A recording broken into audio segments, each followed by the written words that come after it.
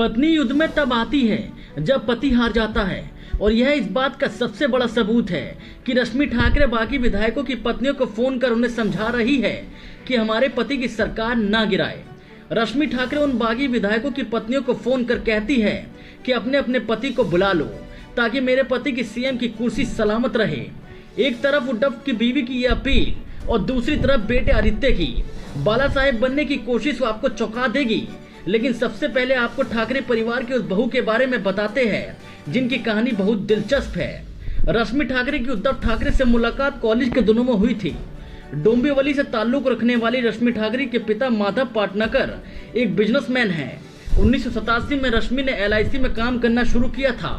यही रश्मि की मुलाकात MNS प्रमुख राज ठाकरे की बहन जयवंती से हुई। इसके बाद रश्मि उद्धव से भी मिली। इनकी मुलाकात का सिलसिला लगातार बढ़ता चला गया और ये एक दूसरे के करीब आ गए। उद्धव की पत्नी रश्मि ठाकरे मातोश्री से लेकर शिवसेना तक के मामलों की न सिर्फ जानकारी रखती थी बल्कि जरूरत पड़ने पर सलाह भी देती थी। कहा जाता है कि उद्धव ठाकरे और रश्मि की शादी से बाला साहेब ठाकरे खुश नहीं थे। शादी के 2 साल तक दोनों घर से बाहर रहे, लेकिन फिर लौट आए। रश्मि ठाकरे ने धीरे धीरे परिवार में जगह बनाई और एक वक्त ऐसा आया कि वो बाला साहेब ठाकरे की सबसे भरोसेमंद बहू बन गई और आज प्यार अपने पति की सरकार बचा रहा है। यह लड़ाई बेहद दिलचस्प है। एक है कंगना का शराफ, दूसरी तरफ है पत्नी का प्यार। जीतेगा कौन, ये भी वक्त तय करेगा।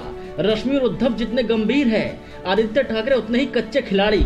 कम उम्र में उनको बाला साहेब बनने का शौक हो रहा है, लेकिन क्या बन पाएंगे? लेकिन जब बागी विधायक को उनकी मां मना रही है, उसी वक्त आदित्य ठाकरे ललकार रहे हैं। युवा सेना की कार्यकारिणी को संबोधित करते हुए आदित्य ठाकरे ने सुनते गुट को वो सब कह दिया जिसके बाद सरकार बचने की संभावना शून्य हो गई। हवाई अड्डे से विधान भवन तक का रास्ता वर्ली से होकर गुजरता है। अच्छा हुआ कि बागी चले गए, ऐसे लोगों की पार्टी में कोई जगह नहीं। मुझे तो एक डायलॉग याद आ रहा है कि हम शरीफ क्या हुए, सारी दुनिया बदमाश हो गई। मैं सड़क पर उतर रहा हूँ और सभी कार्यकर्ता घर घर जाकर बागियों की सच्चाई बताए। आदित्य ठाकरे की इस धमकी का सीधा सीधा मतलब ये है कि वह बाला साहेब की राह पर चलने की कोशिश में है, जैसे बाला साहेब बागियों से हिसाब चुकता करते थे। कुछ वैसा ही रुख आदित्य ठाकरे का दिख रहा है। लेकिन जब उद्धव ठाकरे में ही वो हिम्मत नहीं बची तो आदित्य ठाकरे में कहां से आएगी? इसलिए तो लोग कहते हैं कि बाला साहेब जैसे शेर सदियों में एक पैदा होते हैं। आदित्य की ये बात युवा जोश वाली भी हो सकती है, लेकिन खुद को राजनीति का मजा खिलाड़ी कहने वाले संजय राउत वो भाइयों के खिलाफ ऐसी भाषा बोल गए जो धमकी से भी आगे की बात है। यानी उद्धव और उनकी पत्नी रश्मि ठाकरे सरकार बचाने के लिए हाथ जोड़ रही है तो आदित्य और संजय राउत ललकार रहे हैं। संजय राउत ने ऐसे बयान दिया जिसके बाद लड़ाई और दिलचस्प हो गई। वह जो 40 लोग गुवाहाटी में बैठे हैं वो जिंदा लाश है। वो शरीर से आएंगे लेकिन आत्मा मर चुकी होगी। उनके वापस आने तक पोस्टमार्टम के लिए सीधा विधानसभा भेज दिया जाएगा।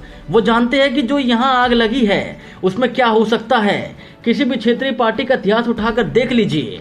यूपी की समाजवादी पार्टी से लेकर हरियाणा के इनेलो तक बवाल मचा हुआ। खुद शिवसेना में बाला साहेब ठाकरे के वक्त 2 बार बगावत का बिगुल बच चुका है। एक बार बाला साहेब ठाकरे को यहाँ तक कहना पड़ गया कि शिवसेना का पूरा परिवार शिवसेना को छोड़ रहा है। यही 40 बार उद्धव ने भी चलने की कोशिश की और मातोश्री खाली कर दिया है, लेकिन कोई उन्हें मनाने तक नहीं पहुंचा। तो यह खबर आपको कैसी लगी, कमेंट करके जरूर बताएं।